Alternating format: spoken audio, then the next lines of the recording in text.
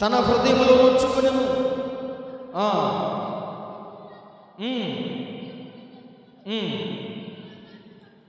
అలాగే అమ్మా 9వ వచనం చదవండి.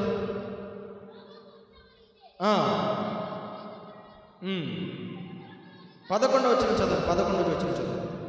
భూలోకము దేవుని సన్నిధిని చెడిపోయి ఉన్నదని, భూలోకము బలాత్కారంతో నిండినదని, భూలోకమును చూచినప్పుడు అది చెడిపోయి ఉండను.